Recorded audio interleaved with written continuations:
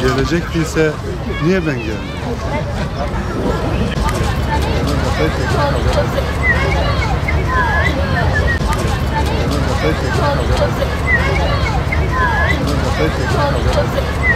Hemen her çevreden 28 Şubat siyasi yargı kararları iptal edilsin talebinin en yüksek sesle dillendirildiği bu günlerde 28 Şubatçıların oluşturduğu siyasi ortamda briefing aldıktan sonra binlerce insana ağır cezalar yağdıran DGM'lerin kararlarıyla hapsedilen 28 Şubat mahpusları için yıllar hükümetler, siyasi iktidarlar, güç odakları, yargı mensupları değişse de tam olarak mağduriyetlerin giderilemediğini gördük.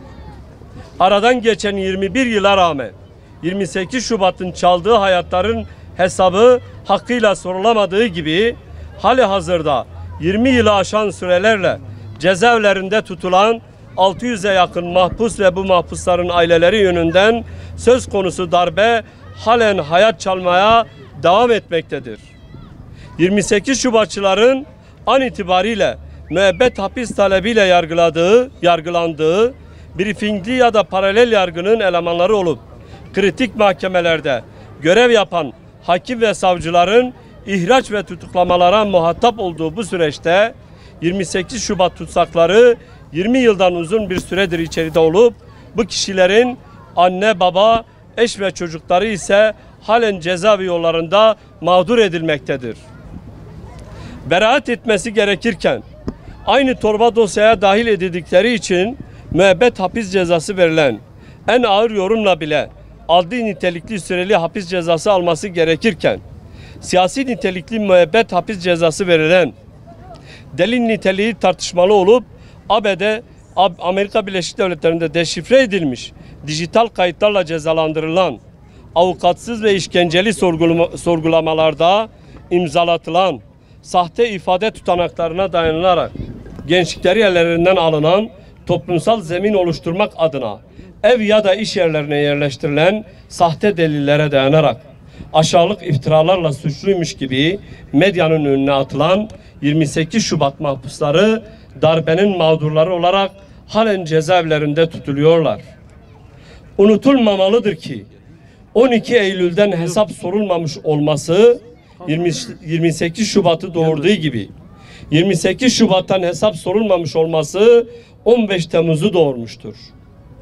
Darbelerden hesap sormak bir taraftan darbelerin bütün aktörlerinin hak ettikleri cezalara muhatap olması, diğer taraftan darbelerin mağdur ettiği mazlumlar üzerindeki zulmün ortadan kaldırılması ile mümkün olabilecektir. Af talebinden bulunmayan, vakur ve onurlu bir duruşla haklarını arayan,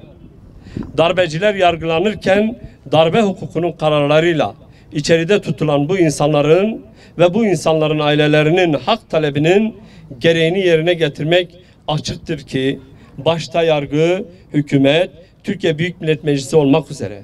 herkesin üzerine düşen önemli bir görevdir.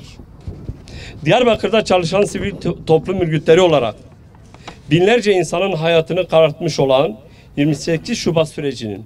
ve bu sürecin bütün aktörlerinin aydınlatılmasını, 28 Şubat sürecindeki siyasi yargı kararlarının iptal edilerek 28 Şubat'ın briefingli siyasi yargılamalarının yok sayılmasını, 28 Şubat tutsaklarının hiçbir bahane ya da erteleme olmaksızın derhal serbest bırakılmasını ve 28 Şubat sürecinde öğrenci ve memur olup mağdur edilen birçok insan hala görevlerine dönememektedir. Bu konuda var olan yasal engellerin tamamen kaldırılmasını ve bu insanların koşulsuz olarak görevlerine iadenin sağlanmasını talep ediyoruz.